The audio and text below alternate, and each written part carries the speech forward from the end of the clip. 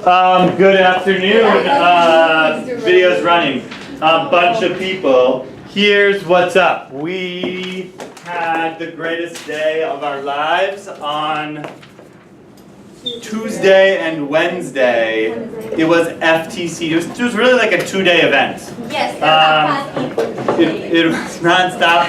It was nonstop fundamental theorem of calculus parting. So the fundamental theorem of calculus is amazing. I don't know how many of you were actually there for it, of the people in this room. Hopefully, like some of you were there for at least one of the 2 days. Both days were recorded and are available on the internet. And I thought the energy was good, the lessons were good, it was all good. But then it's the days after FTC day when you really begin to like put the pieces back together. So I called post FTC day the second most important day of your life.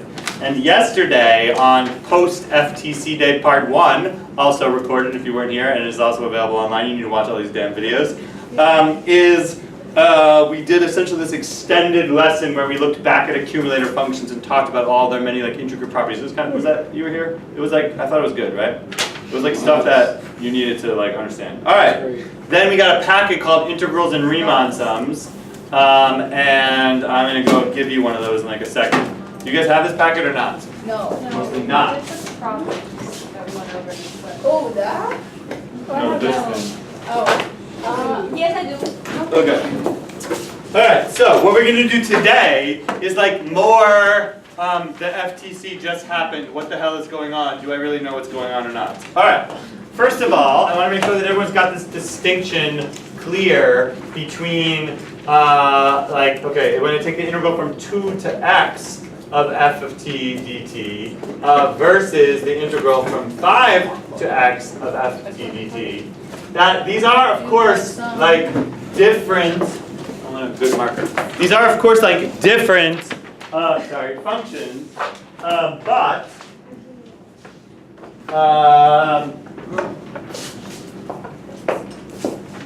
like one good black marker in the room somewhere. But they have like the same derivative. This is something we talked about yesterday. And even I think it happened on FTC day, this says start integrating at 2 and stop at x. This says start integrating at 5 and stop at x. So in general, these two functions are going to have different values. But what is true is that the derivative of these functions is the same. I don't think I need to say anything more about this. This got covered yesterday pretty thoroughly, I think. Y'all agree? Yeah. Okay. Woo! And another thing maybe to address, just very briefly, is that notice how I keep like switching this variable in here, right? This like t versus x versus like what's up with that. Maybe you just kind of get this already. But just a word on this. This sort of variable on the inside is sort of like irrelevant. Remember how like in Algebra 1 when they're first teaching you like function notation, or I guess that happens even earlier, they'll say stuff like, yo, let f be the function like, you know, x squared plus 1. But then what this really means, this just notation just suggests that for some particular input, this function f is supposed to output like the square of that number plus 1. And the variables like sort of are like pronouns, something which help us explain that relationship. So there's nothing special about x. If I were to explain the function f by calling it like a squared plus 1, though that's like non-standard, it's the exact same thing, right? It's not a different function. I just need a variable to use to describe what this function is doing. So this, when we have a situation like this, we call this a dummy variable. And a dummy variable sort of has no meaning. It has no sort of like global meaning. It would be a misunderstanding to look at this function and to ask like, what does x mean? X doesn't mean anything. X is just a variable which is used to explain what this function does. Follow? Okay. I liken it to like a local variable. It's sort of computed in like a kind of a Java sense. Well, similarly, the same thing can be said about integrals. If I want to take the integral from like 0 to 1 of x squared, all right, we've seen already that this, you just know this one by heart. Say yes? Yes. It is 1/3. This x here is just there to explain that it is the x squared function which is being integrated.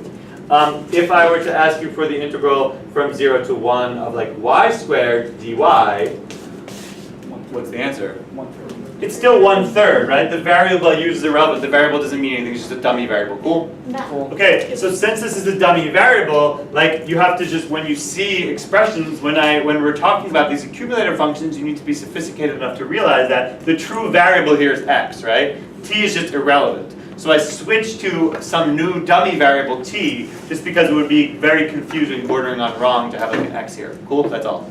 Anything, questions about that? Clarifications needed, good. Woo! Okay, can you make sure I'm still in frame on the camera? And let's talk about now a hard problem. It's not actually that hard, but people find it hard because it is very abstract. So just to make sure everyone's here and all together and everything, if I ask you for the derivative of the integral from 2 to x of like tan t dt, for example, this is asking for the instantaneous rate of change of the function which is accumulating value underneath the tan function, then the answer is tan x. Remember, because t is just the dummy variable that I resorted to talk about this integral, but the actual like variable here is x is the true like live variable that's happening for this rate. This is saying like as x changes, what is the rate of this? What is the rate of change with respect to x of this function? And so the answer is 10x. All right, that's just the fundamental theorem of calculus. So hopefully you get that. Okay, a more advanced problem. What is the derivative with respect to x of the integral from 2 to x cubed of tan t dt? Okay, this is a sort of very abstract, kind of theoretical sort of question, which sort of tests your comfort level with this whole concept of accumulator functions. Anyone just know the answer?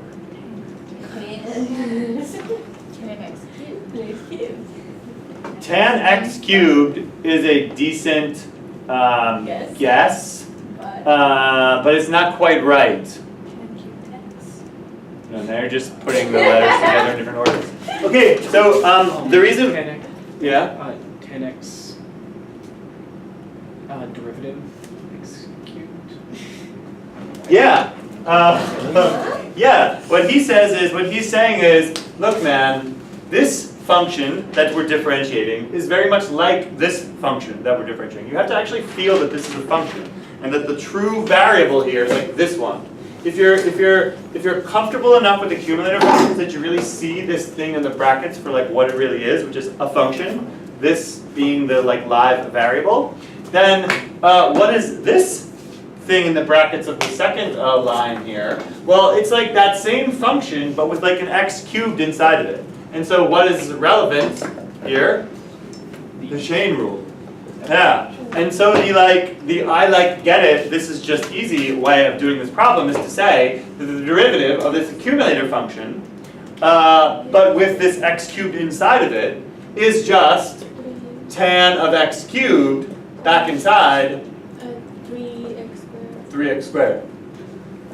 Okay, for whatever, I mean, I should do this because it is correct. But some people are like, what the hell is going on? Does this just seem like mumbo jumbo a little bit? Yes. Yes, okay, good. So I can break it down into steps such that you may feel slightly more confident about this. So here is my breaking it down into steps method. Okay, so first, let's temporarily have this function g, where we let g be the integral from 2 to x of tan t dt. Tan of t dt. Okay, so great. That's just a same old accumulator function. All right, what is g prime?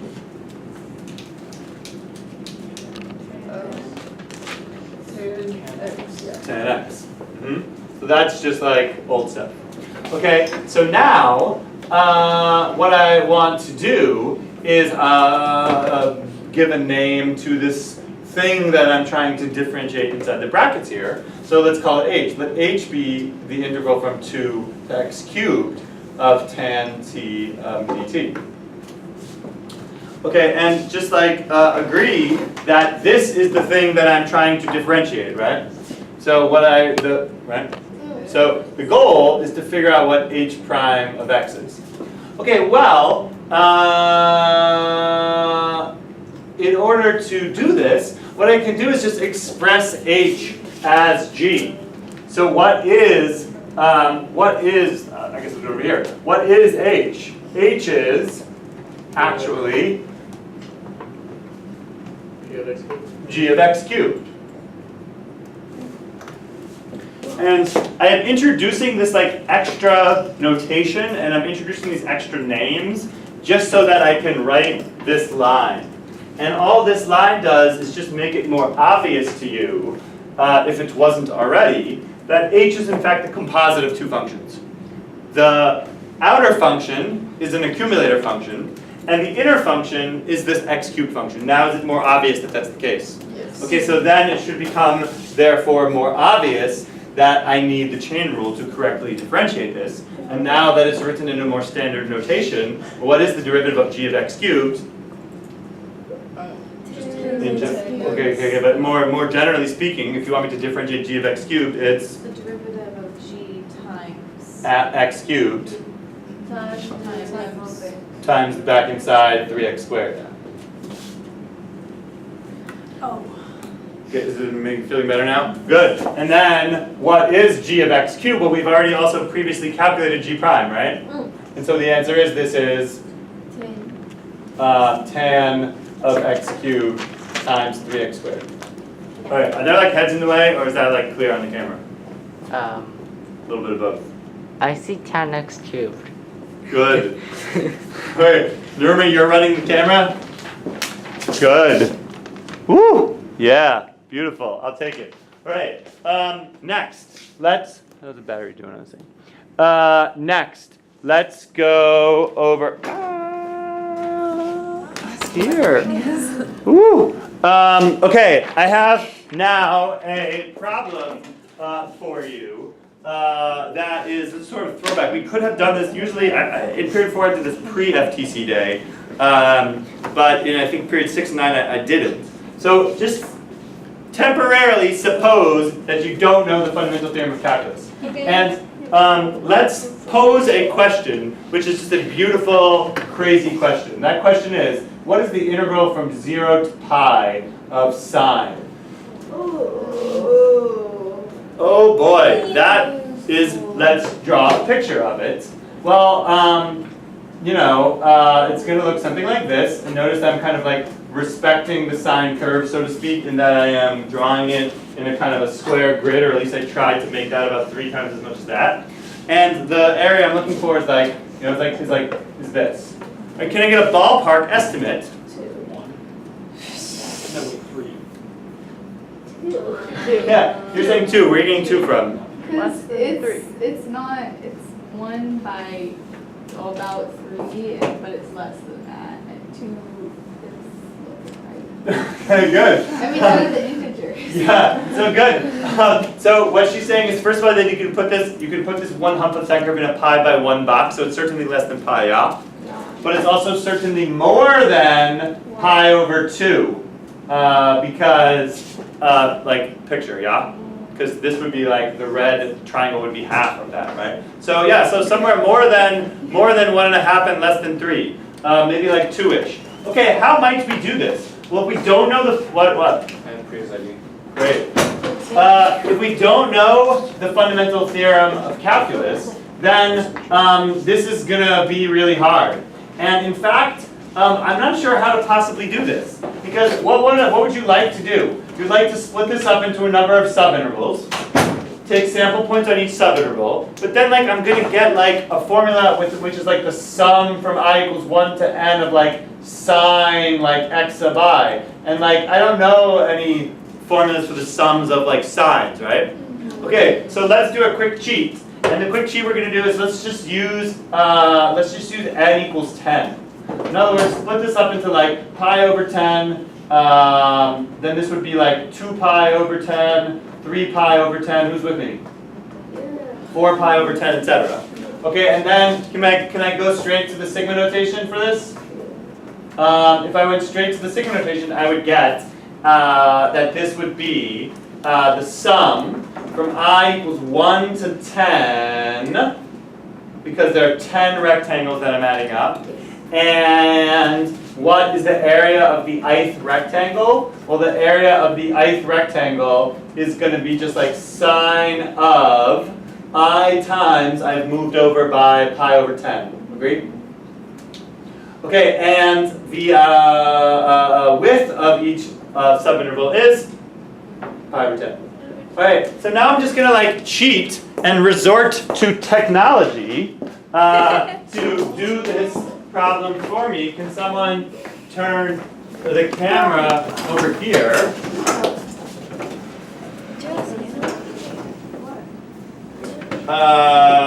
So good. Alright. Alright. Do you know how to do this to the table? Good. Because there's You gotta go no fast. way you can see that. So, let's go. Here's how we're going to do this. We're going to use functions on your calculator that you may not even be aware of, such as this thing called, okay, first I'm going to go to y1, I'm just going to put sine in there, because that seems like a good idea, so the sine x function. So subsequently I can just use the button y1 for this. Alright, and now what I want to do is like, I wish there was like a button for sigmas. Well, there is. You go to math, you scroll down, and it's that one, summation, math 0. Boom. And this just does exactly what you would want. It's the sum from, I'm going to use x equals 1 to 10. Everyone following this? Yeah. And what, actually let me just insert on the outside the pi over 10. I hope I didn't mess this up. Pi divided by 10 times, yeah. So I'm just going to pull the pi over 10 out. But the sum from I equals 1 over 10 in, what is the thing that I'm adding? What I'm adding is vars, y vars, function y1. I also could have just typed sine there, I guess. Of pi over 10 times x. Close the y1, and I think it already had the parentheses. Okay, good. Are you ready? Notice how I'm cheating because I legit don't know how to compute sine. So I'm using my calculator's ability to compute sine for me. Oh, damn. Anna Buffalini just got that one. In fact, 1.98 is suspiciously close to 2. Could it really be 2? How might we know? Put in 100. Good, put in 100. Brilliant. Second entry. She says, look, if you got the magic box right with you, then you might as well just do more subintervals, like 0. So now we go insert 0. And then we go, is everyone following this? Yes. So now this is 100 subintervals. Calculator much slower, 1.9998. Now I think it must be 2. And there's a button for this. You go to math, and you go down to 9, and what you get is this thing called functional numerical integration. Oh Functional numerical integration will just straight up do an integral for you. And it doesn't do anything fancy, it's not smart. It just breaks it up into just like many subintervals in some kind of efficient manner and just cranks it out. And if we take the integral from 0 to pi of sine, then what we get is 2. that is incredible. You Alright, so that is just amazing. Now, pretend that we did this little mini lesson before FTC day. Say, got you. Yeah, can we turn off the TV? Okay, good. We can turn off the TV now. So pretend that we did this mini lesson before the FTC day. So we had somehow like discovered by like technology assistance or something that the area was 2. Well, just like prepare to feel the just like warmth and power of the fundamental theorem of calculus, because now in our new enlightened state, and for anyone who wasn't here and watched the video, I think I did this on FTC Day in a video, because for period 4 they had already done this activity. But anyway, I have a problem. of integrating any function is like trivially easy if I know an antiderivative of that function. Do you know an antiderivative of sine? Negative cosine. Negative cosine. And so this entire problem of taking the integral from 0 to pi of sine reduces to the problem of evaluating negative cosine of pi and 0. Look at pi, what do I get? To get negative cosine pi, gotta be careful with your negatives, minus negative cosine 0. And cosine pi is negative 1, so that's like negative 1 minus cosine 0. That's 1. Well, 1, so like that, right? So that will be 1 minus 1 minus 0. Amazing. And what's sort of going on here is like, to return to sort of like the proof of the FTC, what we're effectively saying is the sense in which negative cosine is the antiderivative of sine is the sense that if sine is a velocity function, then the problem of finding the integral from 0 to pi of that velocity function is equivalent to figuring out the distance one would travel if one was following sine as your velocity. And one possible position function for such a object with velocity pi is negative cosine, because negative cosine is one of the functions whose derivative is sine.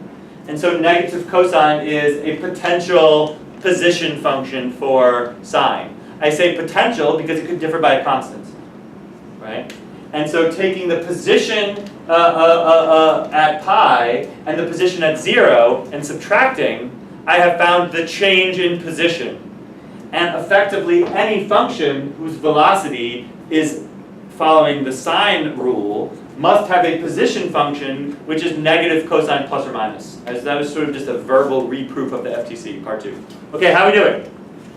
Okay, what I really want to do now, flip to the other board, is like a whole different topic, which is called integration by substitution. Woo! How much time do I have left in this period? Perfect. Let's go now and do it, man. Okay, the problem is, I don't even need my notes, I know they are.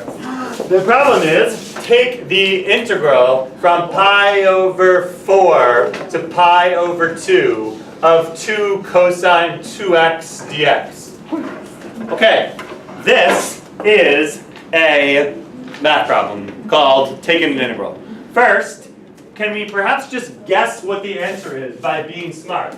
I think we can, because do you know what the graph of 2 cosine 2x looks like? Yeah, it's just going to be smushed by a factor of 2 horizontally, stretched out by a factor of 2 vertically, yeah? Yeah. Okay, therefore, if I'm taking this kind of seriously, that's 1, that's pi, say maybe, maybe a little bit more, pi, then my function is going to be, it's going to have period pi, and so it's going to look something like this. Agree? This is like 2. Everyone back me up. Yeah. Okay, so the picture of the integral from pi over 4 to pi over 2 is going to be just like this region that I'm trying to find the area of. Well, based on our exploration that we did, and we just confirmed via the FTC, what is the, okay, what the sort of takeaway from what just happened on the other board is that the area under one hump of sine is exactly 2. What about one hump of this function? No, I think also 2, because it got stretched out vertically by a factor of 2, but it also got smushed horizontally by a factor of 2. So I think that one hump is still going to have area 2. And then also I'm asking for like only half of it, right? Because I'm going from pi over 4 to pi over 2, you guys with me? Yeah. So what do you think the answer should be? Conjecture? Answer should be? Negative 1. Yeah. Who's with me? Okay, I think that this is going to be negative 1 based on a geometric understanding of this problem. Okay, let's see if that is true. Well, there are 2 ways to do this problem. There's like the lame sort of way that people probably initially reach for, and then there's like the better way. The lame way, I'm going to call this option 1. It's not wrong, but it is lame. is to say, look man, I know the FTC now. The FTC says that if I want to take the integral of some function, then it suffices to know an antiderivative of that function. So let's do a little side project of coming up with the antiderivative of 2 cosine 2x. Okay? And if I can figure out the antiderivative of 2 cosine 2x, then I'll go back to this integration problem. Follow? Okay, how do I solve this anti-differentiation problem? Okay, he's just doing it in his head, and many of you are also, because you're just all like smooth and stuff. But I'm going to be a math teacher about it, and I'm going to do out all the steps. So u equals 2x. So like du dx is 2. So du is like 2 dx, but also like 2 dx.